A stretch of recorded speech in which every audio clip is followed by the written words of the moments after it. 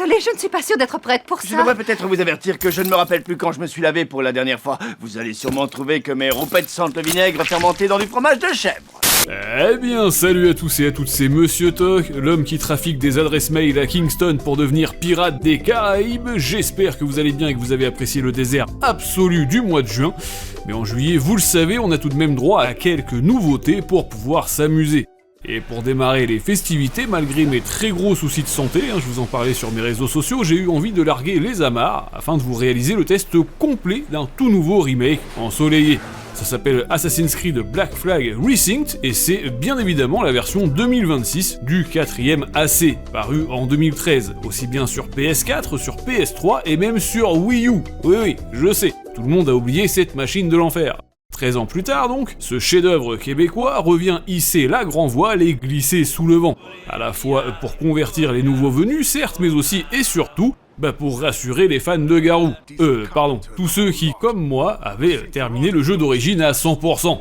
Cette fois-ci, le développement a été confié à Ubisoft Singapour, les papas de Skull and Bones, avec le soutien bien sûr de Bordeaux, de la Chine, de l'Ukraine, etc. À titre personnel, je précise tout de même que ce Black Flag n'est ni plus ni moins que l'un de mes épisodes préférés, à égalité avec le 2 bien sûr, ainsi que le très surprenant mais néanmoins excellent Syndicate. Bref, j'ai terminé ce remake en bonne et due forme, je vais donc pouvoir vous dire à bord de cette vidéo si le projet est aussi frais que les produits qui viennent directement de l'océan, ou si au contraire, sa digestion risque de vous faire passer un très mauvais moment. J'aurais pas dû reprendre du poulpe.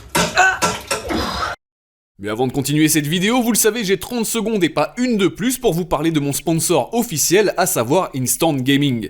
Comme tous les mois, j'organise un concours pour vous offrir le jeu de votre choix, donc si comme les heureux gagnants précédents, vous voulez tenter votre chance, je vous invite à cliquer dès maintenant sur le lien que j'ai placé dans la description. Mais évidemment, Instant Gaming propose aussi des milliers de jeux à tarif réduit, que ce soit sur PC ou sur console. Donc si vous avez envie de faire des économies sur des titres récents ou non, maintenant vous savez où aller. Alors bien entendu, vous le savez aussi bien que moi, sur le papier, les remakes chez Ubisoft c'est toujours un petit peu compliqué. On rappelle que celui de Prince of Persia, Les Sables du Temps, a purement et simplement été annulé, tandis que celui du tout premier Splinter Cell ne donne plus aucun signe de vie. Fort heureusement, celui de Rayman Legends, lui, paraîtra dans quelques mois seulement et s'annonce d'ores et déjà extrêmement prometteur. Mais puisqu'on parlait de Sam Fisher, revenons-en à nos poissons. En effet, ça ne vous aura sans doute pas échappé ces dernières années d'excellents jeux de boucanier, on en a eu des coffres pleins à craquer. Du nouveau Monkey Island en 2022 à Shadow Gambit en 2023, en passant par Cat Quest 3 en 2024 ou encore Pirate Yakuza in Hawaii en 2025. La qualité est tout de même très souvent au rendez-vous et sans surprise, c'est encore le cas ici. Premièrement, sur un plan purement visuel, le bébé d'Ubi affiche de très nettes améliorations. Est-ce que la différence est black flagrante ? Oh que oui. En même temps, c'est la moindre des choses, on est d'accord. À bâbord comme à tribord, je pense que ça ne fait jamais de mal de préciser que l'aventure a été refaite à partir de zéro, et ce au sein du moteur maison le plus récent, utilisé notamment pour développer Assassin's Creed Shadows. Et si la version d'origine de ce drapeau noir flottait en 720p 30 fps, cette fois on a évidemment droit à une combinaison 4K 60 fps qui rend l'expérience bien plus appréciable qu'en 2013. La vengeance est mienne. Oui, en revanche, vous ne prendrez pas une baffe graphique non plus, bien entendu. Mais sachez tout de même que le rendu reste très propre, que les paysages sont aussi jolis que Roger, et que l'ambiance générale fait parfois des merveilles, notamment grâce à un système météo somme toute bluffant.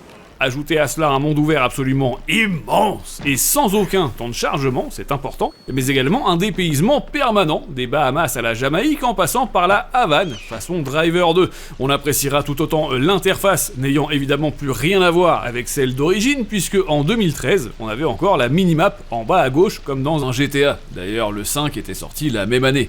En lieu et place, les développeurs singapouriens ont placé tout un tas de raccourcis, à la fois pour se soigner, certes, pour siffler, pour mettre ou retirer votre capuche, sans oublier le sempiternel mode photo, en appuyant sur L3 plus R3.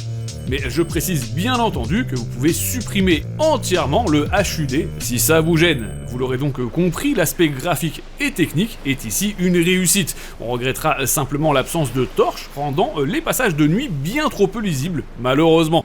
L'avantage, c'est que toute la partie sonore a également été soignée. Primo, les bruitages sont vraiment bons. Dans la jungle, paisible jungle, mais également sur l'océan ou en pleine ville, une branche qui craque, une mouette qui hurle, des artistes de rue qui jouent de la gratte, on s'y croirait vraiment.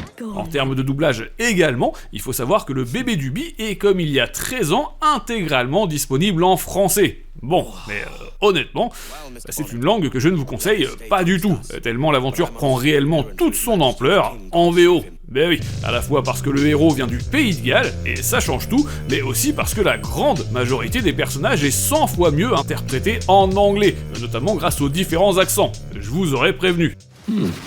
So you haven't lost your charm. And you're still boozy as a swilter. What do you want? I've come to warn you. Your life's in danger. Aren't you the crafty one? Whatever gave it away? Possibly I had a hand in selling a sensitive document to one of those Templar chaps you're so fond of. Congratulations, your mission was a success. How can I make amends? You sober enough for target practice? Anything for a lady. Help me kill these men!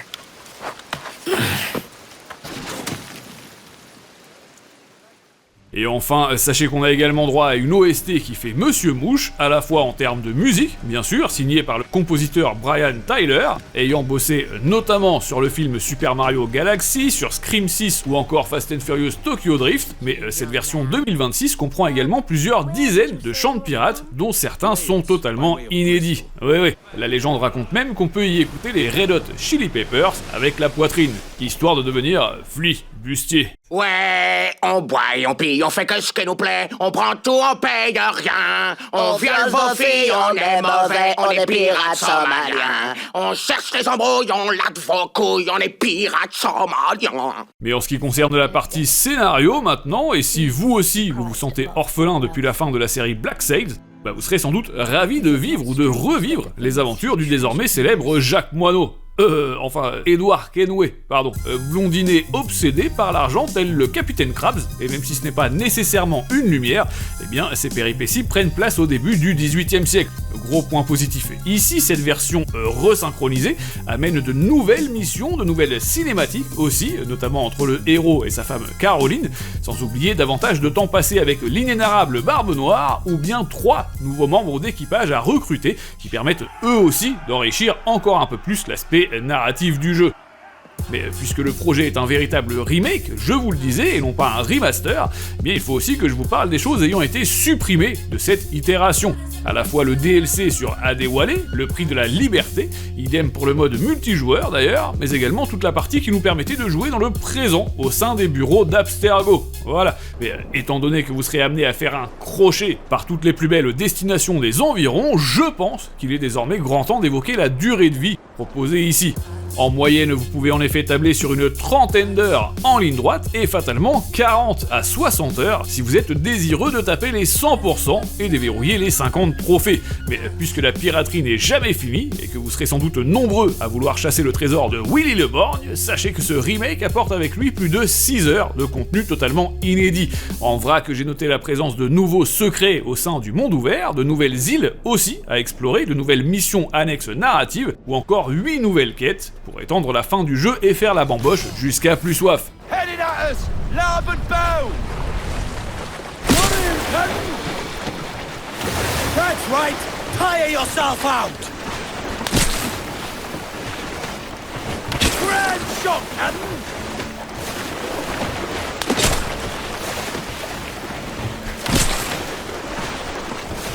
Give it the iron one more time! He's pulled the road! See anything yet?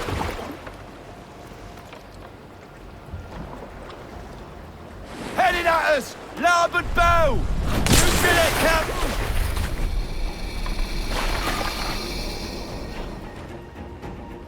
Hoist him up!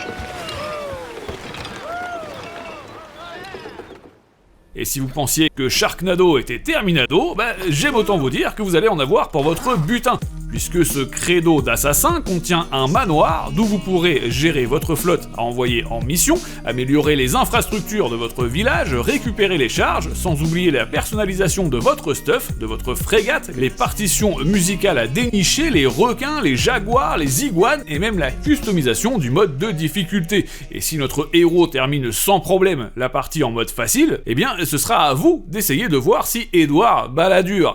Ah oui, évidemment, je ne vous en avais pas encore parlé, mais il est évident que l'exploration sous-marine est toujours de la partie, hein, fort heureusement.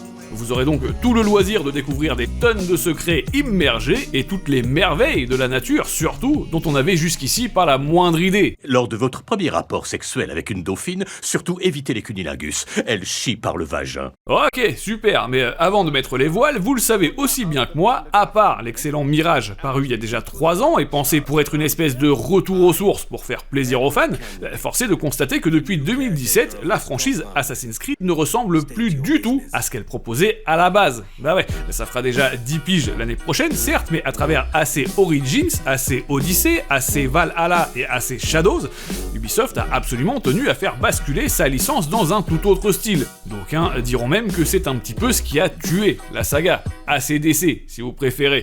Ainsi, vous serez sans doute d'accord avec moi si je vous dis qu'en voyant ce Black Flag 2026 surfer sur la vague des remakes, bah il est tout à fait légitime de se poser la question dans ce genre de situation. C'est encore un de tes jeux de rôle bizarres Eh bien pas du tout, ma bonne dame, justement. Et non, et heureusement, j'ai envie de vous dire. Non, parce que bon, si ce 4e Assassin's Creed a été autant plébiscité durant toutes ces années, bah c'est aussi et surtout grâce à l'ancienne formule, celle qui n'a rien à voir de près ou de loin avec un RPG.